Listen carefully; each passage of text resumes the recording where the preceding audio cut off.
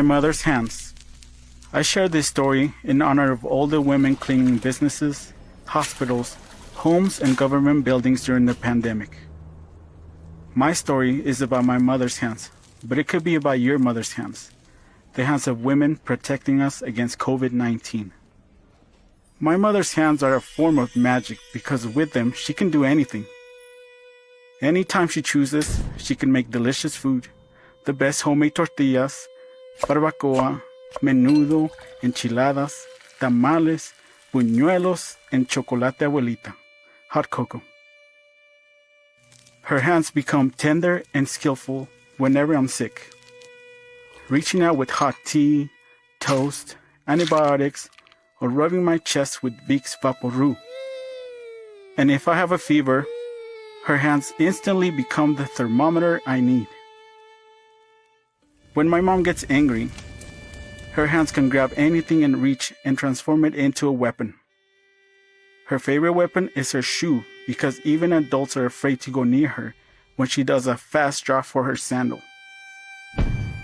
But those tough hands taught me to tie my shoes, to pray, to behave, to offer respect, and to shovel the sidewalk for our elderly neighbors, whether we knew them or not.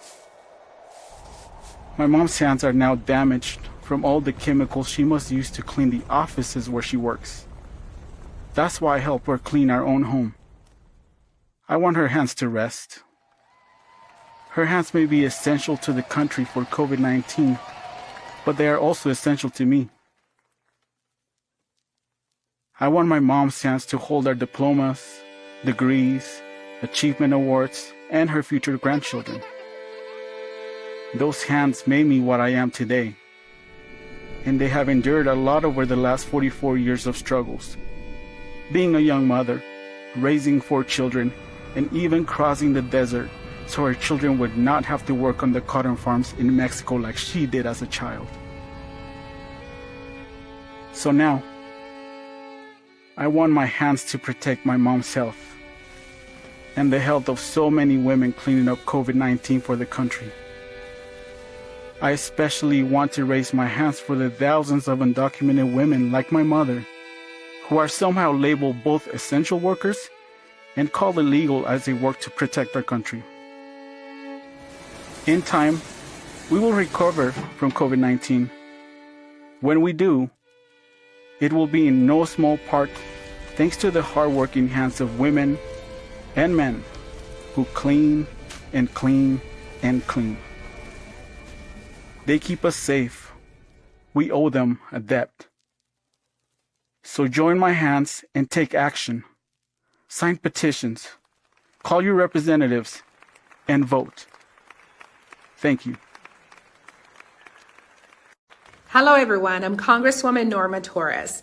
I am honored to welcome you to the National Partnership for New Americans 2020 National Immigrant Integration Conference. As a first-generation American, I thank you for the incredible work you do to advance immigrant and refugee rights. Some of you may know that I was born in Guatemala, and in the midst of a civil war, my parents sent me to the U.S. to live with my uncle. If a little girl born in a little town in Guatemala can grow up and serve in the United States Congress, then an equally bright future is possible for every aspiring American and newly minted citizen.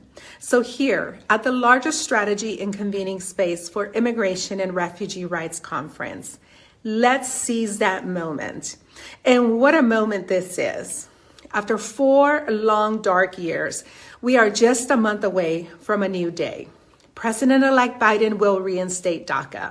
He has a plan for COVID, which disproportionately impacts immigrant communities and threatens the small businesses that form the bedrock of immigrant communities. And President-elect Biden will usher in a new day of inclusion and acceptance. Just look at his choice for vice president. Vice President-elect Kamala Harris is the daughter of immigrants, the first woman, first African American, and first South Asian American to hold office of Vice President of the United States of America. One of my favorite visuals from the 2020 election were the handmade signs and shirts that read, My president looks like me. It is a point of pride for women of all ages, and it is a triumph of American diversity. Immigrant communities that were targeted over the last 4 years are now celebrating the beauty of their diversity, our diversity. So this is a moment of incredible opportunity, and it's up to us to make the most of it.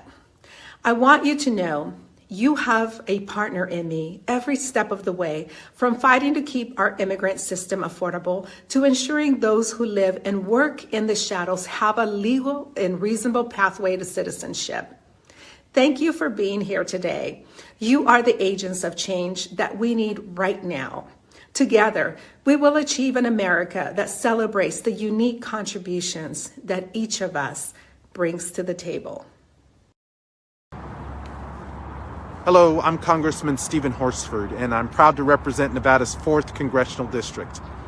I want to welcome you to the National Immigrant Integration Conference, and I want to thank you for your dedication to the immigrant and refugee community. In Nevada, 1 in 5 residents is an immigrant, making up a rich and significant portion of our communities. I know that your tireless efforts as advocates make a tremendous difference in the lives of immigrants and refugees. I'm also proud to share that I am the son of an immigrant. My mother immigrated to the United States from Trinidad as a young girl. So I know firsthand many of the challenges that immigrant families face, and I understand how critically important the services you provide are to so many families. Today, we are all grappling with the COVID-19 pandemic. This virus has only exacerbated existing inequities, income inequality, and health disparities for immigrants and refugees. I support taking bold steps to provide coverage of COVID-19 testing, treatment, and vaccines, and must also ensure that everyone has unencumbered access to healthcare services. Because simply put, no one should be intimidated or afraid of seeking the care that they need. For this reason, I'm a co-sponsor of the Coronavirus Immigrant Families Protection Act, which would ensure that everyone has access to COVID-19 testing and treatment, and that vulnerable communities get the assistance that they desperately need. In closing, please know that you are not alone in your work. We have a promising future ahead, and I will continue to fight for all of our communities, including immigrants and refugees. Stay safe and be well. Together, we will get through these challenging times.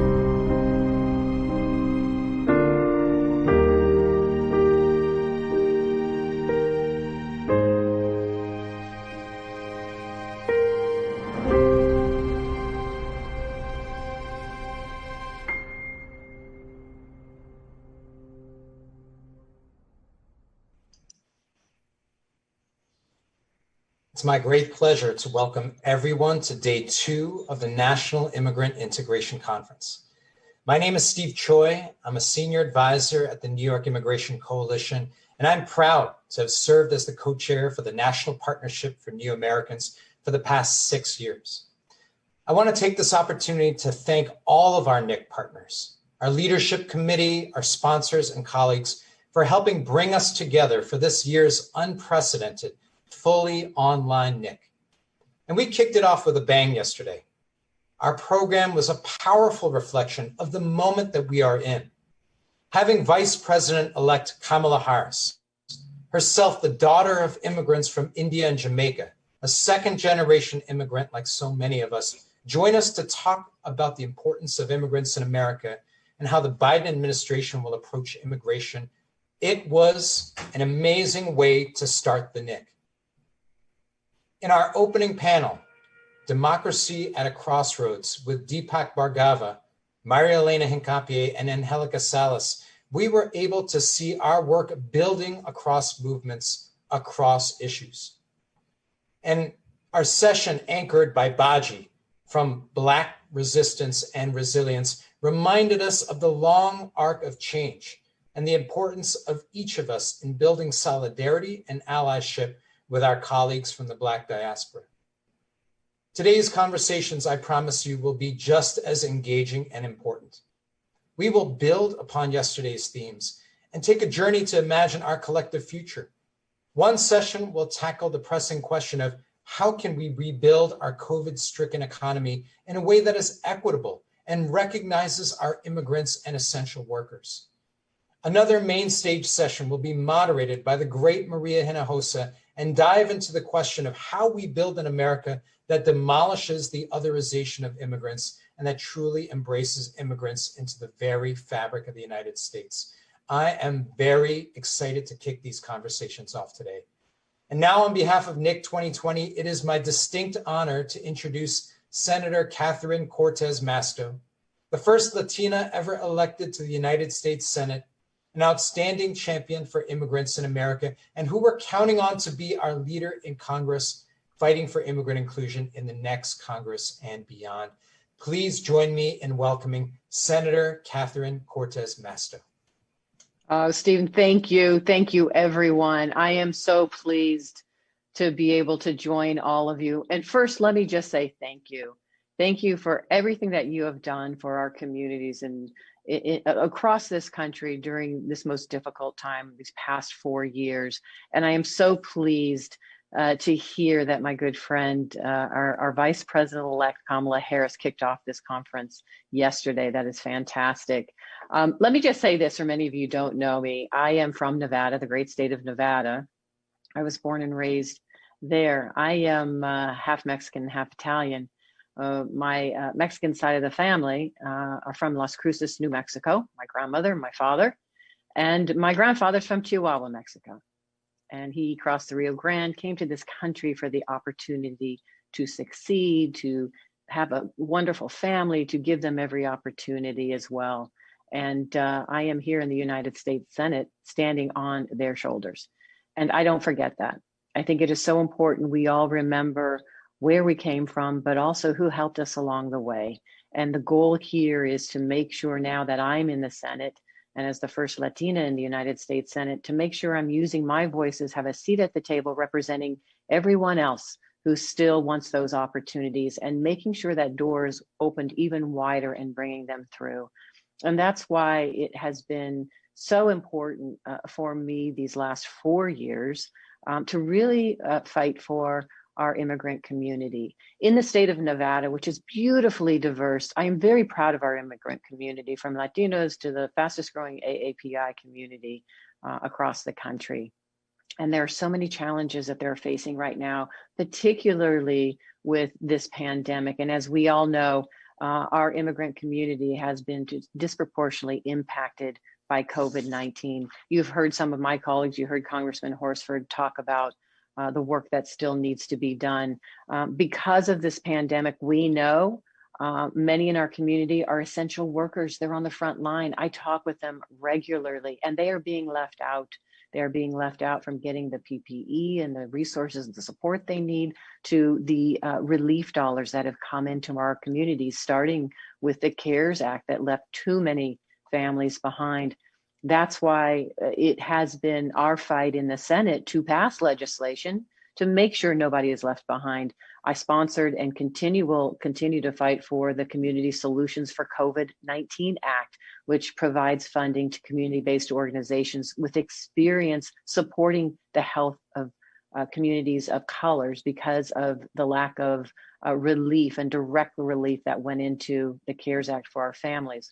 I also support the Coronavirus Immigrant Families Protection Act. That's one that ensures that all communities have access to the testing, to the public health information, to stimulus relief, regardless of their immigration status or their English proficiency. And there's more work that needs to be done. We are in the Senate right now. We've got maybe a week and a half left of this Congress, and we're then scheduled to go home. But we need another COVID relief package, and we should not leave until we get that package. There's bipartisan work being done to make sure that there is another comprehensive package that comes into our communities.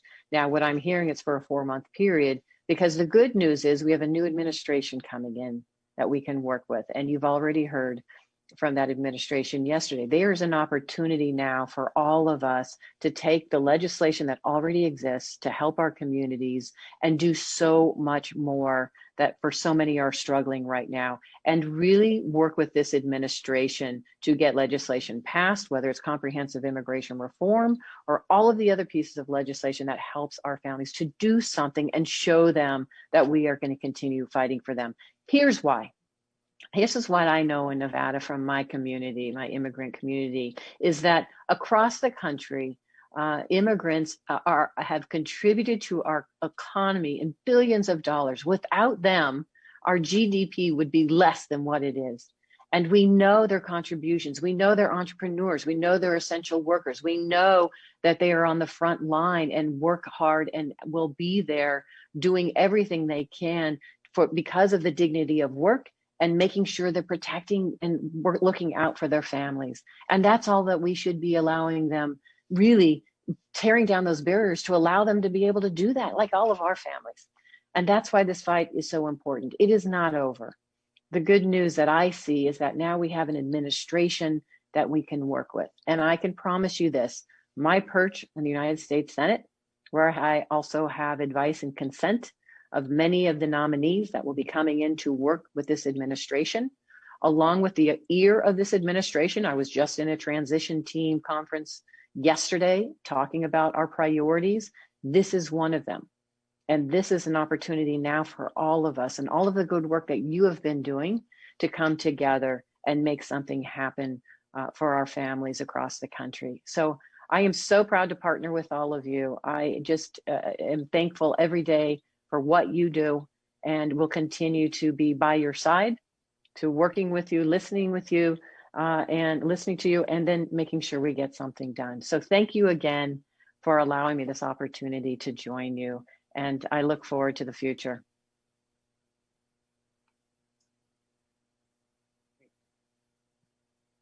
Thank you, Senator.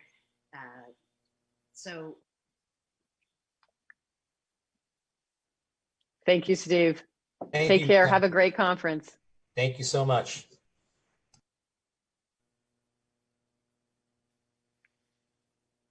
Great, fantastic. Thank you so much to Senator Cortez Masto for her tremendous leadership and for speaking up on behalf of immigrants in Congress, the discussions on COVID relief and beyond. She's really, truly been a champion, continuing to fight.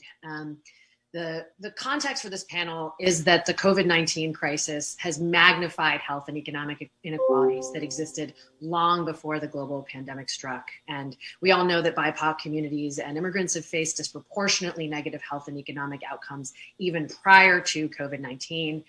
Again, as Senator Cortez Masto reminded us, immigrants and their U.S. citizen family members have been waiting for over 8 months without federal COVID relief.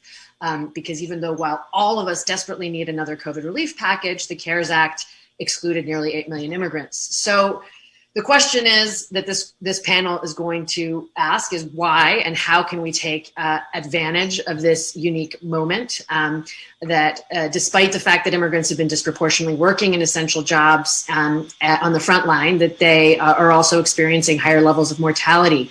So I think that the context again here is to what are the opportunities that the COVID-19 crisis gives us to rethink our economy. Again, over the last year, important organizing for the Movement for Black Lives and essential workers has allowed us to, really focus in on the state of our racial justice, of our economics, and our immigrant rights movement. So right now, we're going to have a spectacular line of speakers to talk about this extraordinary moment in U.S. history, to talk about what's needed for an equitable recovery. Again, and with the idea of bringing the economics back in, I always say that, for many years, recent years, we've been talking about what I call the stork theory of immigration, where DACA is the only thing we talk about, as though documented individuals were just dropped from the sky without recognizing their parents are workers.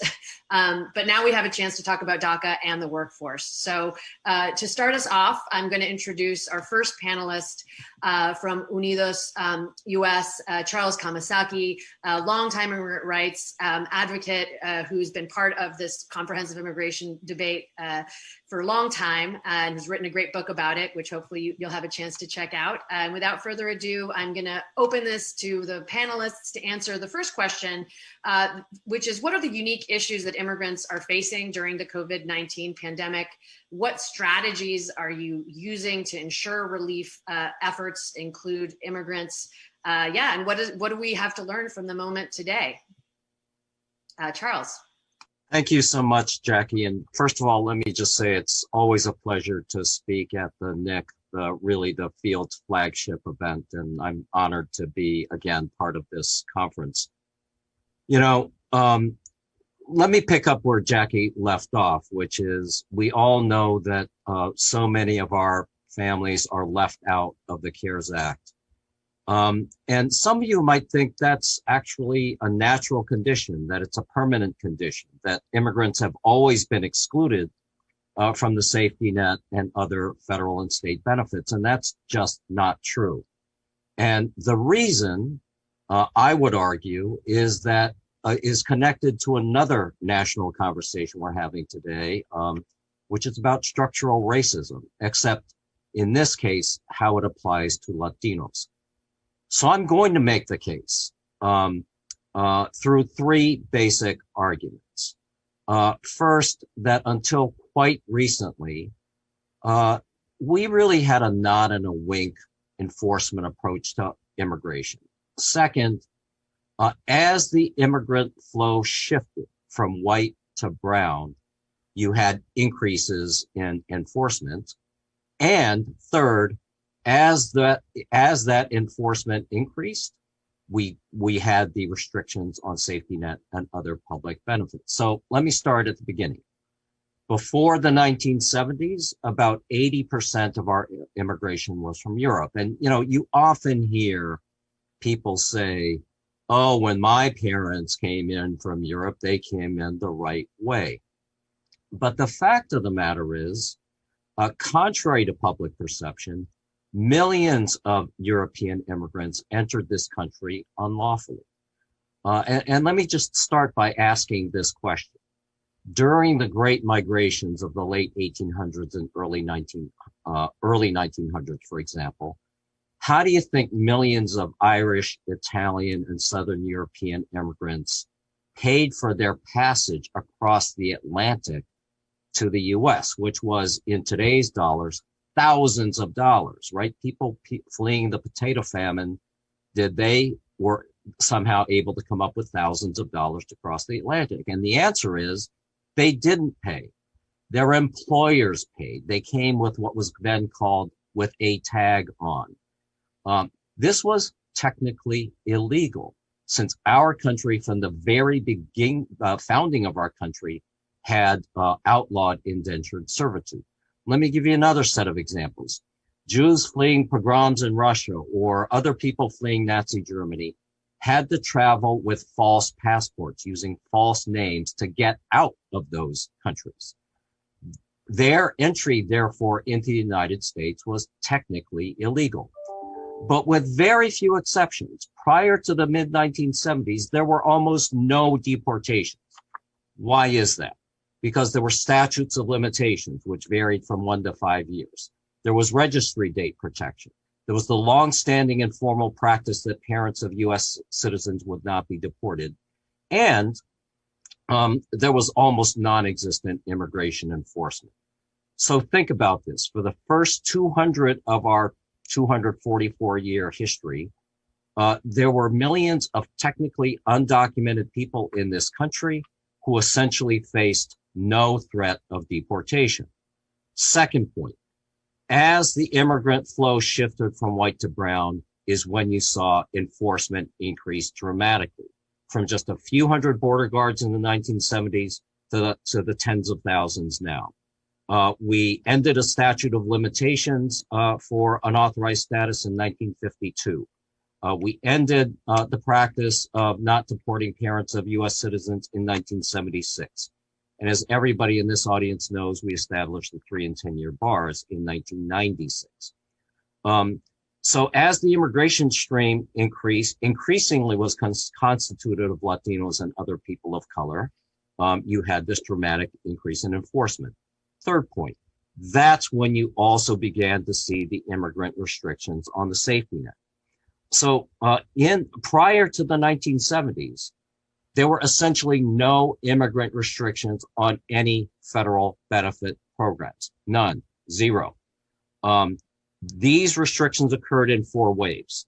In the 1970s and 1980s, they were applied to most federal programs: Social Security, Medicare, food stamps, now SNAP, AFDC, now TANF, Medicaid, housing assistance, student loans.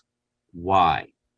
This was right around the time politicians like then Governor Reagan of California, based on clear racial animus, was complaining that Mexicans were abusing welfare programs. In 1996, in a highly charged racial atmosphere, we all know that the welfare reform legislation passed that year eliminated most benefits for legal immigrants. And we also know that that campaign was pushed by the passage of California Proposition 187, which then Governor Pete Wilson ran on with these campaign commercials featuring dark images of people crossing the border with these ominous voices of, you know, they keep coming, and therefore we have to cut benefits. And increasingly, these restrictions weren't just applied to welfare, but to programs like student loans, work supports like the Earned Income Tax Credit. And most of you here know that the Trump administration, through its proposed public charge rule, has sought to deter even people who are lawfully authorized to receive benefits from receiving them. So as a recap and conclusion, what this means is that millions of United States citizens, not just immigrants, are excluded from the safety net and therefore the CARES Act. When you have a group, largely Latino, that was treated unequally through restrictions embedded in public policy, with inequalities that accumulate over time, folks, that's essentially the textbook definition of structural racism. I think it's unfair to ask the workers, essential workers, to walk this tightrope without a safety net under them. No one should be forced to work in jobs with unnecessary exposure to the coronavirus simply because they can't access safety net benefits. And to connect this to the theme of today's session, it's also unsound public policy, which many others today will be talking to you about. The more people that are excluded from pandemic relief, the deeper the economic hole they fall into, the larger the hole that they will have to climb out of, and that in turn is going to retard the ability of their communities and our country to recover from this pandemic. But finally, and you'll hear a lot more about this from my colleagues today, You know, the attention that many of you have given to the role of essential workers, and that we saw in the videos and that we heard from Senator Cortez Masto today, gives me hope that we can begin to turn this around, to build a safety net and supports for upward mobility that really can be the foundation of an inclusive economy that works for everybody. So thank you very much for your attention. Thank you so much, Charles. And now we're going to turn to the labor perspective with Enrique Fernandez, who's going to talk to us a little bit about what it means to talk about essential workers and labor in the moment of COVID-19 and beyond. So without further ado, Enrique, you're on.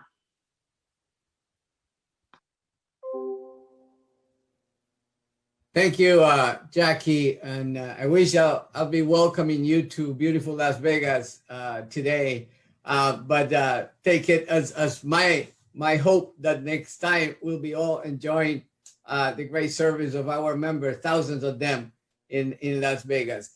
I'm fortunate to represent workers in UNIHERE International Union. We are a union of immigrants, and we work in the service industry. And there is no news for all of you. We have been destroyed by COVID-19. 90% of our membership is out of work. Those are hotel workers, restaurant workers, casino workers, airport concessions, and catering workers. And the list goes on. We are out of work, and the recovery is not going to be immediate. You can say that's not different than the rest of the country. For us, it has been like Katrina and 9/11 together. But like in Katrina and 9/11, that did not take away the fighting spirits of our members and our industry as a whole. I believe that in the last 8-9 months, our members have helped turn our workplaces and even the country into a massive picket line. Let me explain what I mean also, but when I say that also we change the country becoming a national picket line for us. One thing that in labor always unite us is fighting the boss. And our workplaces are no different than the country. Racial tensions are always there, more so in the last 4 years with a racist in the White House that actually entice that. Let's say like it is, I'm sorry. But one thing, because we fight the boss, COVID-19 and that racist became the boss. When we fight the boss, we are all workers, and the level of solidarity shown and expressed in the last 8-9 months, and I know that will continue, has been amazing. There is a sense of we need to help each other coming out of this hole of COVID-19, and not only on a specific daily food banks, helping each other with some money to help our coworkers pay for rent or pay for the food or the phone, but we also experience an amazing solidarity and volunteerism. Our workers in the middle of this uncertainty of being out of work, they have been volunteering in mass, not to only help each other, but also involving themselves, our immigrant population, into the system of electing public offices and in the election this year. I'm talking thousands of workers in our union have been integral part of the wins in Arizona, Nevada, Pennsylvania, and now we are in Georgia. We knock on millions of dollars trying to make a change in the country. And yes, we are suffering because we are out of work, but at the same time, we are fighting con más ganas que antes. We're fighting with more force than before. I truly believe that this anti-immigrant and racist approach of the White House have been a wake-up call for many of our in our membership and in the country. Like Charles said before, it was Proposition 187 in my beautiful California. And today we're seeing years of involvement by Latinos, being a major voice in California also, and immigrants as a whole. So to the main topic, how we rebuild our communities and the economy, let me say, I think that we need to continue being loud, maintain the voice that we gained in this election, and also, why not say it, maintaining this picket line that we created in our union around the new administration to protect the new administration and to also keep reminding them how important immigrants are for this country. And at the same time, we have to do it with Congress, because if we are rebuilding, if we are a major part of the economy like we are, we need to be part of the rebuild of that economy. And without us reminding the powers to be constantly, I think that we'll be making a mistake. So I'll stop there with the wish that next time I'll be saying welcome to Las Vegas.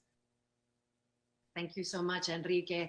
Up next, we have Nekesa Opoti, who's from BAJI, the Minnesota Black Immigrant Collective, Black LGBTQIA plus Migrant Project, to talk to us about strategies beyond the labor movement. Very important. The labor movement brought us the picket line on the weekend. And Nekesa is here to talk to us a little bit about the work that she's doing. Hi, thanks for having me.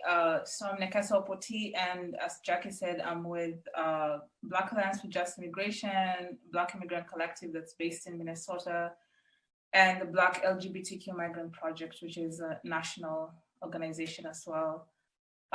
And I think one of the things that I just wanted to highlight based on like previous speakers is that one of the reasons why a lot of us insist on centering Black folks, whether it's immigrants or not, is that the historic nature of this country has been rooted in anti-Blackness, and that even institutions that are supposedly progressive often have anti-Black policies or discrimination that impact the quality of life of Black folks, or whether people live or die.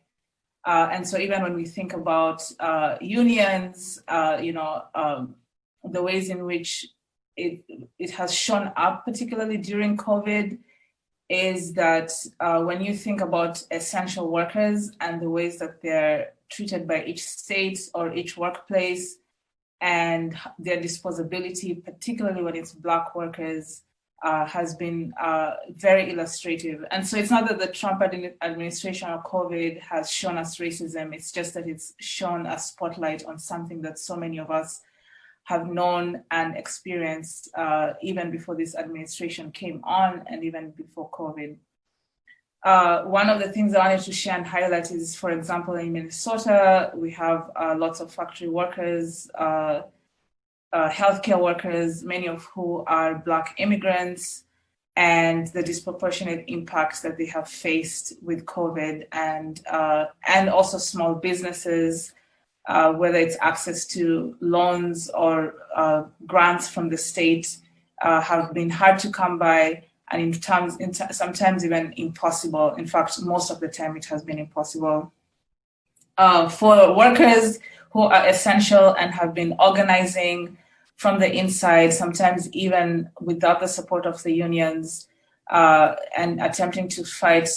Minnesota is a progressive state apparently, and we have a Democrat for governor. And even though we've had like a shelter in place, the ways in which factory workers and healthcare workers have been dismissed, particularly Black ones, has been atrocious. And it is, even like we can talk about imagining what the future looks like.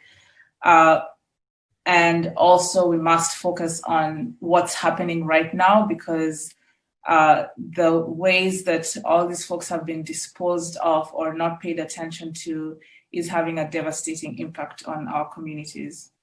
I mean, we know people who have lost whole family members.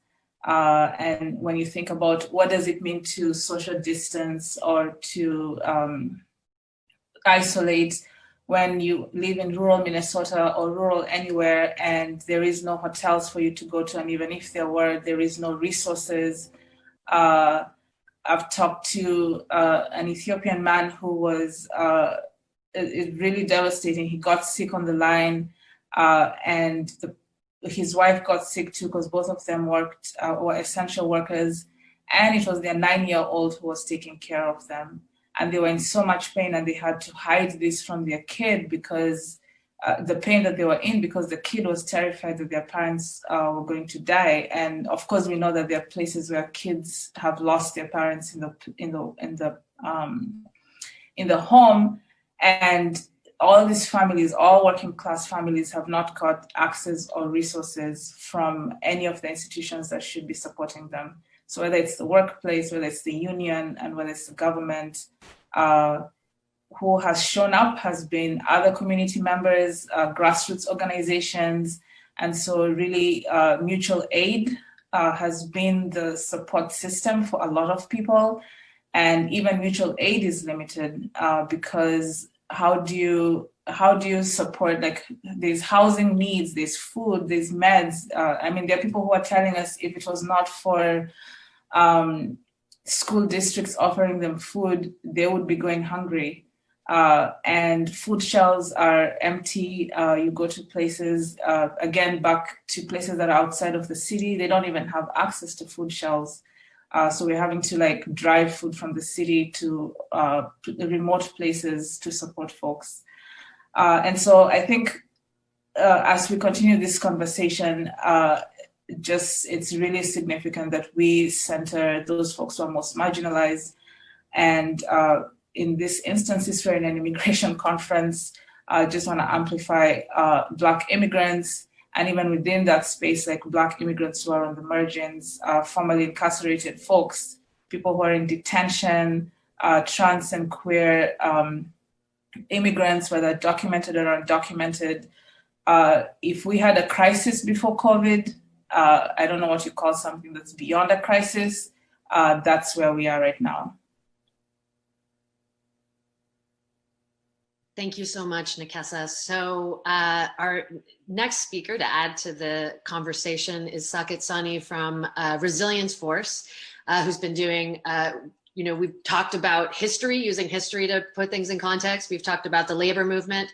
We've talked about mutual aid and strategies centering Black voices. And Sakit's going to talk to us a little bit about essential workers and narrative change. So on to Sakit.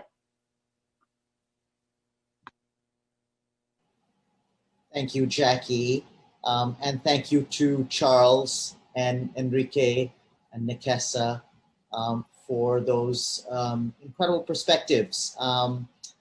I am the director of Resilience Force. I bring you the greetings of our members who are essential workers, both in the COVID context and in the context of climate change. And I just want to point out that something extraordinary happened in America this year, particularly in the last 6 months, that provided an opening for change, an opening bigger than we've had before, to change things that seemed intractable faster than we're used to.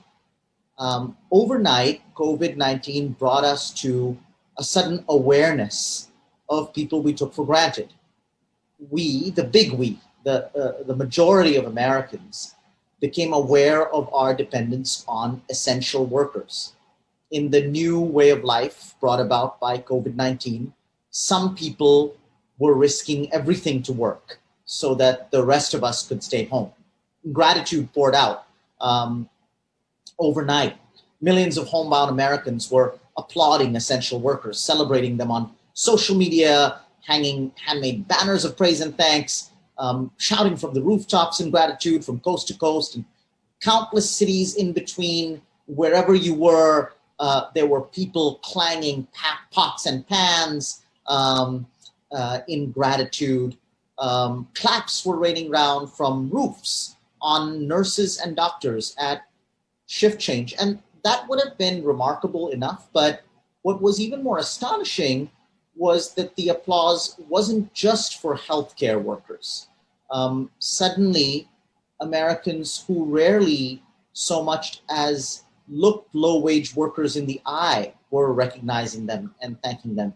And that included farm workers, grocery store clerks, care workers, janitors and cleaners, delivery drivers, warehouse workers, many more kinds of workers.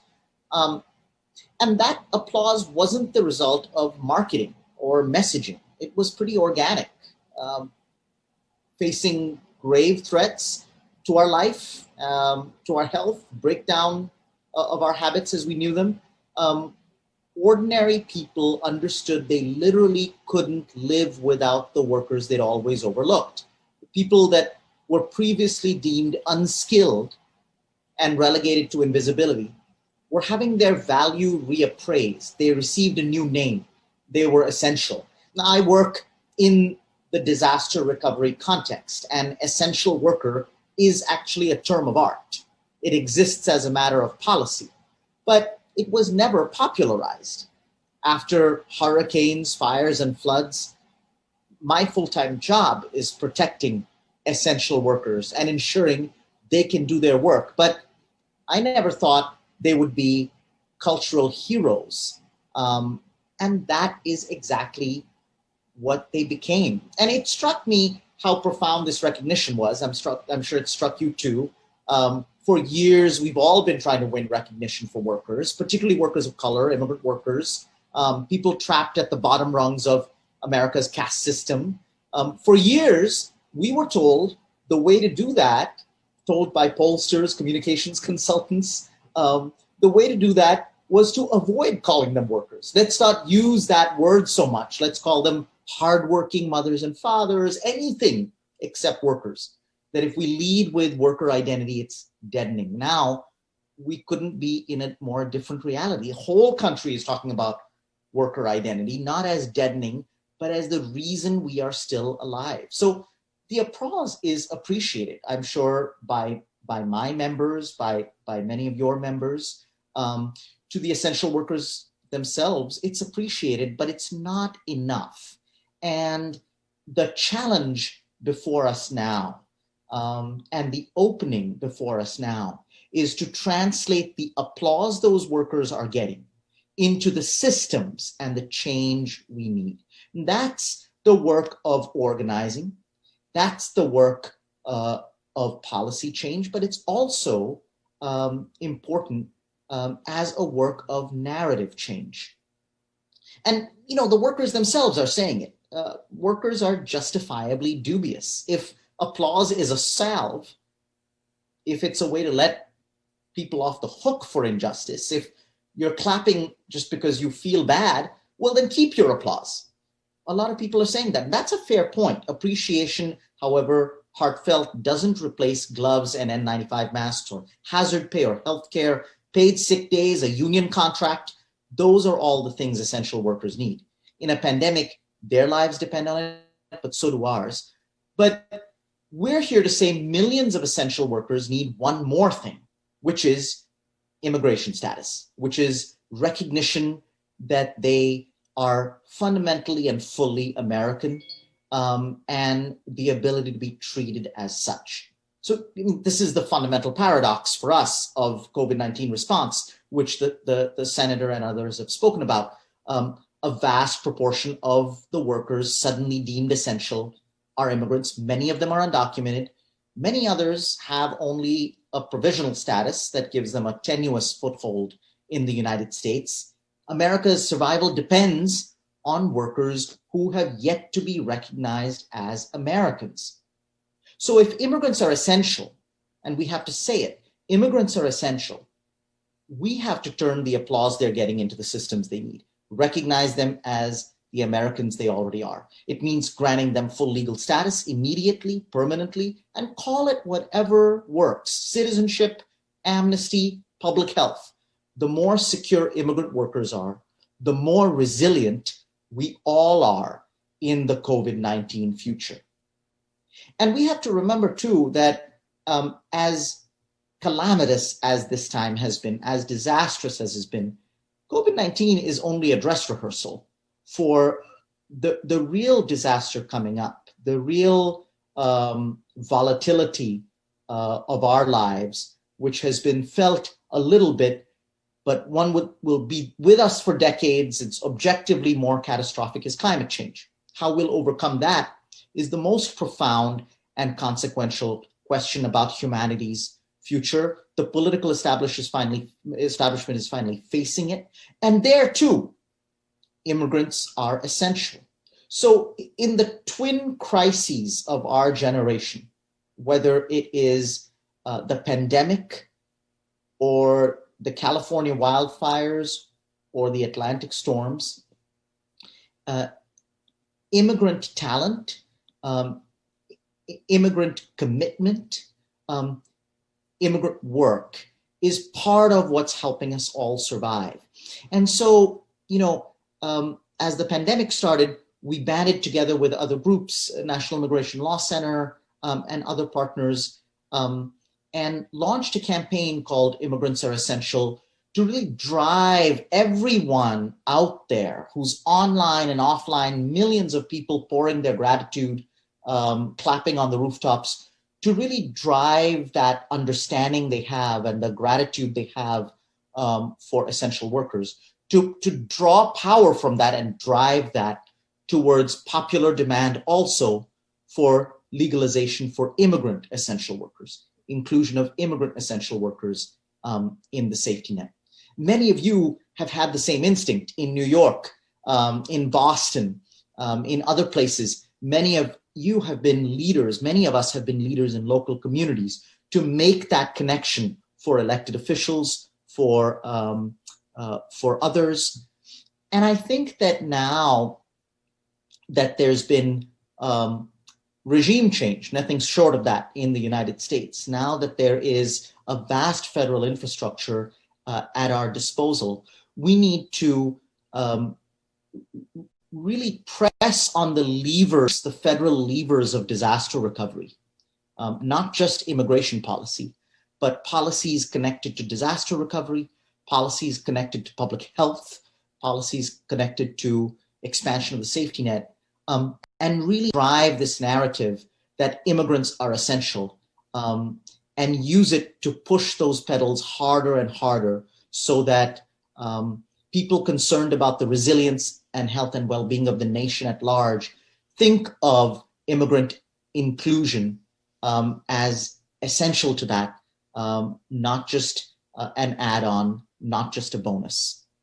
So I'll close there, and just to say thank you all for the fight that everyone has been keeping up, to the Amazon workers in Minnesota, Somali Amazon workers and others on the front lines, to your members, Enrique, to people fighting for healthcare and fighting for our lives in the hospitals.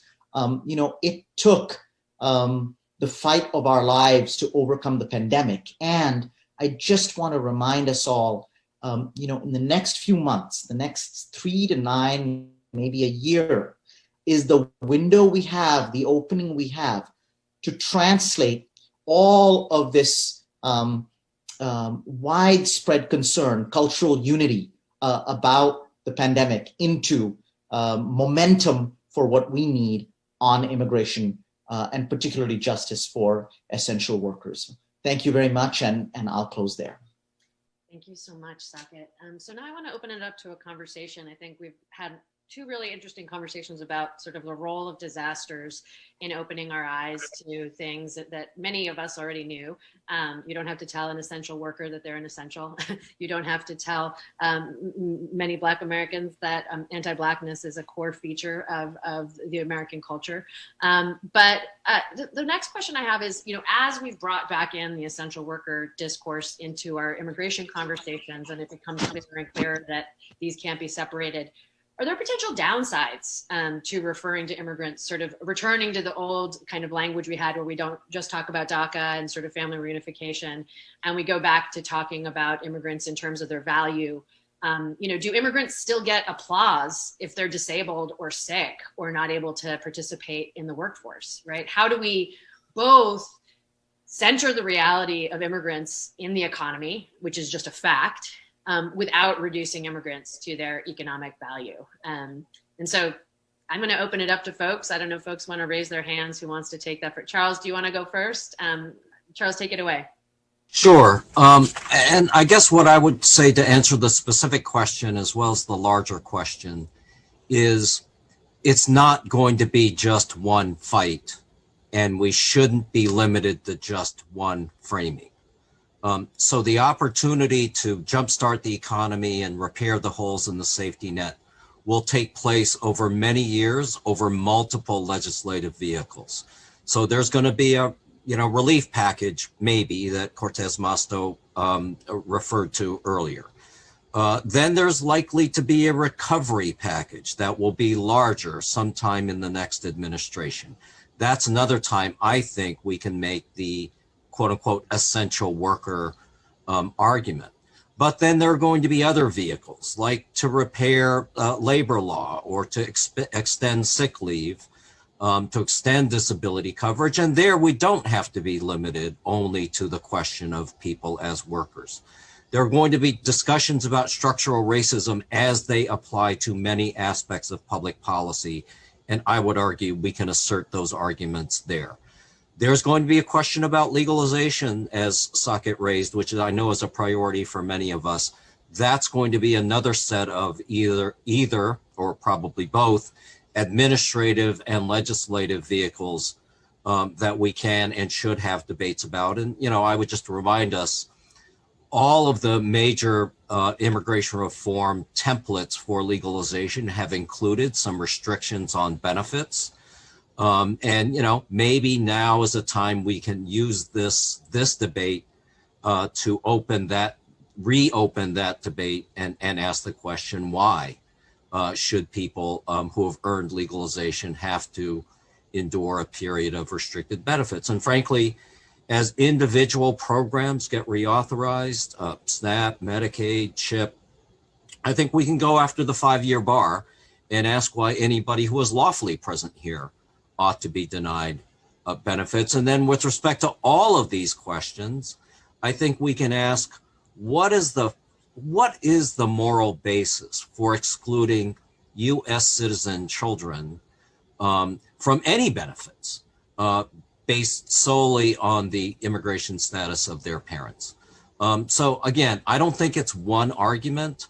I think if this was a one debate, one argument issue, I think we'd have to be concerned about the downsides. But honestly, I think we're going to need multiple arguments to employ in these multiple debates. Who else wants to take a stab at that? And again, an important reminder for folks that, we still have on the books a law that says that people here, even if they're here legally, can't get benefits for 5 years, right? And that repealing again, without the sort of issue of who is legal and who is not, we really have a system that doesn't make sense in terms of a global pandemic. To have people who are here with green cards living here forever for 5 years with no access to healthcare and so forth. So I think that was an important point. But Enrique, Saket, maybe Enrique, and then we'll go to next speaker. Enrique. I think that I agree with Charles and it's not only one issue, but I think that we need to go back to the basic argument that involves everything that creates a problem for society as a whole. And for example, everybody talks about the Latinos and African Americans being hit big time by COVID, and that's the truth. We see it all the time in our workers, in our communities. But the basic issue is that for years we haven't had access to healthcare. So I mean that's one thing that we need to just like say it, because it involves every American, immigrant or non-immigrant. And I think that more so us, because we are considered for many years second-class citizens. I mean, what Charles said about what's moral. I mean, it should be. It's just like it's a human right to have access, in my view, to healthcare, and that's how we need to. No matter if you are the children or the parents of citizens or not. So that's the argument that we need to make, is that we are part of this economy. If the economy moves forward, we should be part of it. And that goes back to living wages and everything that goes around the economy. And now what you say, Jackie, I mean, I believe in crisis, awakening people and forcing us to move forward. I think that we just need to just keep doing what we've been doing in the last 8 months, because in a workplace, today we're fighting for protective gears, equipment to be able to go back safe to our workplaces. But after COVID, it's going to be the same fight that we have for years, being exposed to chemicals and being sick because of the work we do. So, I mean, this is the same thing. Now it's COVID-19. After this vaccination, it's going to be another thing that we need to fight, because the powers to be don't care about us workers, be that immigrants, people of color, whoever is the worker. But we need to just like make that argument that unite all of us. So I think that's the way to go. I mean, we're going to be facing, a lot of racism. I mean, on the recall of workers, all those people that have been 20 years working for hotels and casinos they're going to try to pick and choose. In California, they fought us when every time we go and try to bring the issue. I mean, I'm talking about the industry, the powers to be, because they don't want to recall the workers that have been working for them for 20, 30 years. This is ridiculous. So, I mean, we need to just like confront things the way they are and say the things that are. We live in a racist society, and we have been used for many years, and now more so as the argument. But African Americans are in the same boat. I mean, so again, I'll stop there. But I mean, there's not only one thing, and we need to. One more thing, I believe that we need to stop, with little fights. TPS extension.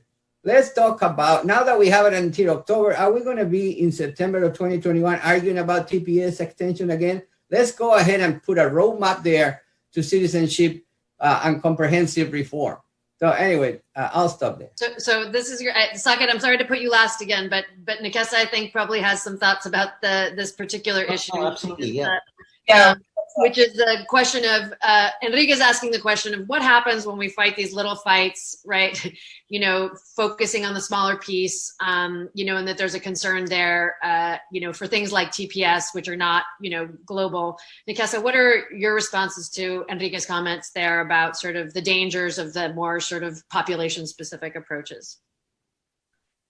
I mean, I'll answer the two questions because I wanted to answer the previous one too. So to this question, for Black immigrants, I mean, we all know yesterday we spoke about the statistics and how we are we're a small percent of the population, but we are disproportionately impacted. So for us, numbers games are insignificant, because if we played numbers games, none of the issues that impact our folks would be addressed by the immigrant rights movement.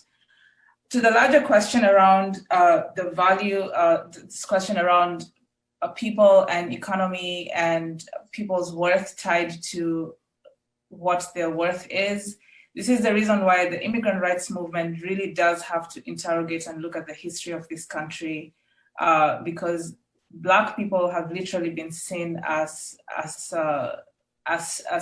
labor, as the ways in which that they can contribute to this country.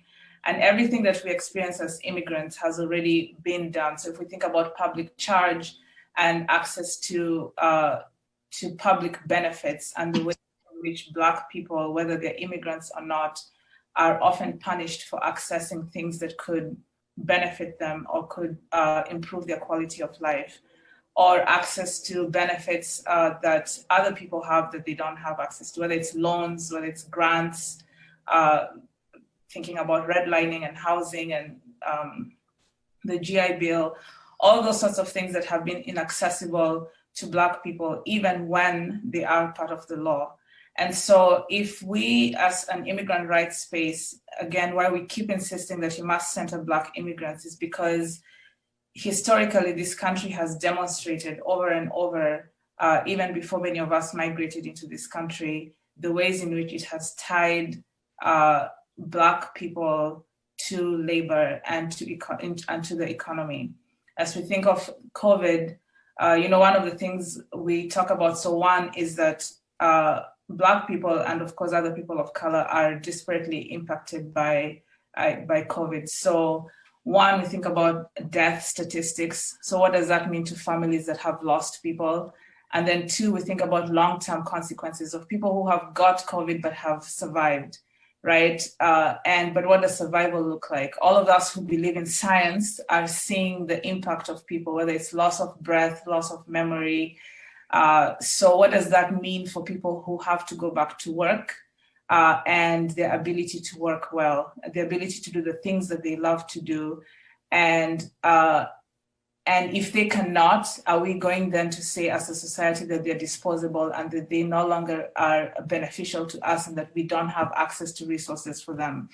So this is so we could talk about specific policies and specific immigration or local policy, but we must think beyond that and really think about how anti-Blackness informs everything, whether it's big policy or small policy, or whether it's even literally whether people will get jobs.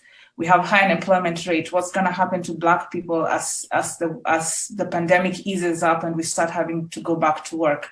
We know that Black people are not going to be hired at the same rate as other folks. And we know that even if they are hired, they're going to be paid lower. And then the other thing too that we haven't really talked about and haven't had time is the impact that this has had also on women, right? So women in the both in the workplace but even at home, as we are holding onto this pandemic and the fallout of it that's having impact on our communities. And I had mentioned too earlier, whatever other marginalized folks that are between every single community that we're talking about, what does it look like for trans immigrants, Black trans folks who before the pandemic had a housing crisis, had a crisis access to medication and medical care. So now with the pandemic, how is this showing up as we think about repairing and rebuilding as a whole on everything that has impacted us. So again, my final comments is that immigrant rights organizations, the community as a whole, immigrant justice movement must really interrogate that before we pick and talk about any specific policy. That has to be the core of any of the understanding of how we move this work. So much, Nekesa. So we are we need a lot more time to have this conversation within the immigrant rights movement and beyond. But I did want to end with folks having an opportunity, and I wanted to give Saket a chance to respond to this question as well. But to imagine what we used to say, sort of what the world would look like if another world was possible. And if another world is possible, what does a just economy that recognizes that we are all essential look like? And so if maybe you could sort of talk about your vision and also talk about sort of what your maybe top 3 to 5 priorities are for COVID rebuilding and beyond. And I'm going to use moderator privilege to just quickly say that, COVID and immigrant inclusive COVID relief is something that we need. And we're going to paste a sign-on letter into the chat for folks to be able to sign on, organizations urging Congress to pass COVID relief that's immigrant inclusive. They're just wanting to make sure that that's one small part of the puzzle. But with that, Saket, what does a truly just economy where all of us are essential look like, and how do we rebuild together? Well, I think that this is our moment as an immigrant rights movement, maybe to shift our fight from rights to freedom and to think about immigrant freedoms as our contribution to the continuing story of American freedom that is constantly written by each group fighting, each generation. The Black freedom struggle, the labor movement, the women's movement, the immigrant rights movement, each have authored a chapter in the story of American freedom. And it would behoove us to remember, as Nikisa reminded us, that that call for freedom isn't abstract. It's in relationship with a history and a present day in which the laws and the economy are coercive, and yet our imaginations are free. We have imaginations that are free enough to imagine that we can thrive, that we can work with dignity and live with dignity, and that at the end of the day, in a just world, we're in harmony with each other and with the earth. And that, no, we don't need to be working to be free. But many of us, whether we're janitors or nurses who are deemed essential, also believe our work is deeply valuable and a vocation. And that work, when it's done, is always essential and should be rewarded. Thank you so much for those powerful words and a reminder of centering freedom, Saket. So now I'm going to turn to Enrique to talk to us a little bit about his vision of the future. Well, Saket conditioned me because I don't see freedom for a child that had no access to education. I think that nor a family that have access to healthcare. So, I mean, I think we need to work on safety nets that we provide that to everybody, more so the immigrant population that right now is the center of our argument. But at the same time, I think that when we look at the basic question, Jackie, of how I see the country in 10, 20 years, I think that we need to provide and fight for that safety net that we didn't have in March of 2020 when we encountered COVID-19. And I hope that we don't forget that because we're going to be vaccinated and things are not going to be back to normal for many years. I think that this fight had to continue. And if everybody thinks that normalcy is going to come with a vaccine, I think we are fools. We need to just continue providing and fighting for the basics. So we achieved that freedom that when we came to this country, we thought as immigrants that was a reality. I mean, every immigrant, including myself, thought that this country was different than what it is. So I'll stop there. But so I agree with you, Saket. That freedom we need to continue, but has to have many different parts of it to achieve 100% freedom. So much, Enrique. Now, Charles, you started us off with the history, and now maybe you can look into your crystal ball and tell us how the story ends. Yeah, because I'm old, I always end up in history, even when I'm talking about the future. I guess what I would say is, as a country, one part of our mythology that's actually true is how extraordinarily we integrated basically millions of white immigrants into the mainstream earlier in the late 19th and 20th centuries, and it really was quite extraordinary. I mean, there was discrimination against Irish and Italians and Jews, but within a couple of generations, they had, by all socioeconomic indicators, were fully in the mainstream. I guess my vision of the future is that we can incorporate these current generations of immigrants of all colors fully into the mainstream within a couple of generations from now. And that may sound like a long time, but if we can do that, I think really can build not just a successful economy, but really reaffirm this vision of America as the world's greatest multiracial democracy. And just as one little parochial sidebar, I would also urge folks to, when talking about immigrant rights or structural racism, it's fascinating to me how often we actually exclude Latinos from both of those discussions, despite the fact that they are the largest plurality of immigrants in this country as well. That's not to say others shouldn't be included, but I think you also need to not forget the Latino civil rights movement, which I think played a significant role in the last couple of rounds of successful reforms, whether we're talking about IRCA, the 1990 Act, the restoration of benefits to legal immigrants. I think we need to include everybody if we're going to have a result that includes everybody. So much, Charles. What a great conversation, and I wish we could continue. Again, I think that with the question of Latinidad and the Latino vote, also, we're also being forced to recognize things that a lot of people don't know, which is, or don't think about. I mean, those of us who are white Latinos like myself, who's from Argentina, everyone is very shocked when they hear about the Florida vote. But, those of us in the community know that certain members of our communities have not always been united. And I think that this has been a really interesting moment to rethink what Latinidad means, also how Latinidad and Blackness are often pitted against each other, even though there are many Black Latinos and Black immigrants.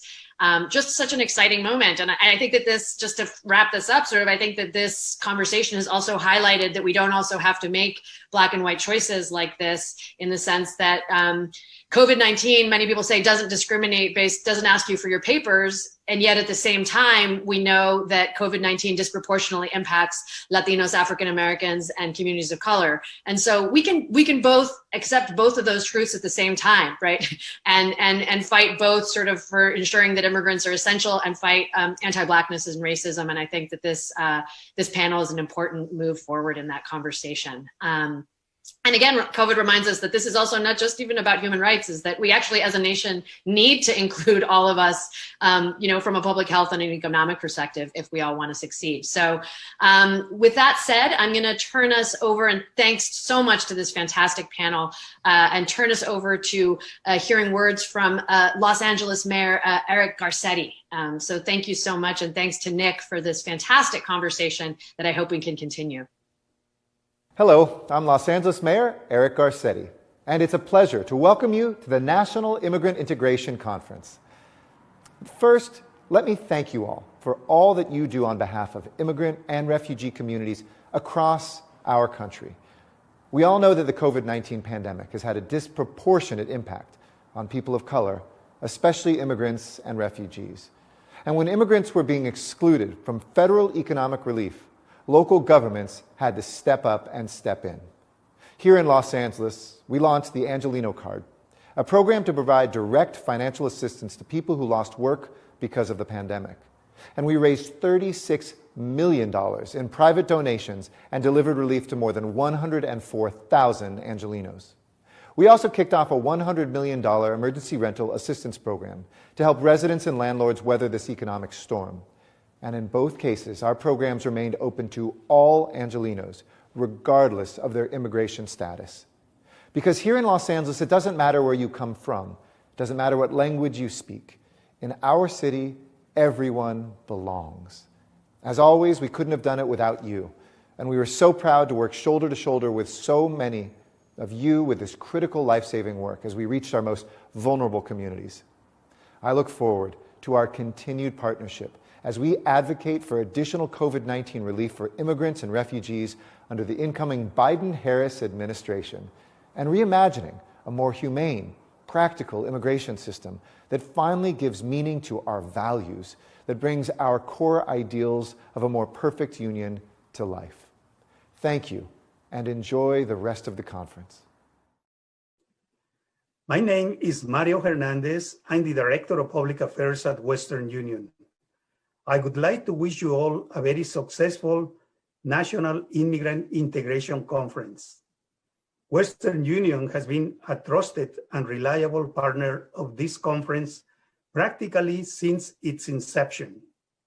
At Western Union, we share your vision, aspirations, and efforts to build a more welcoming, inclusive, and equitable United States of America.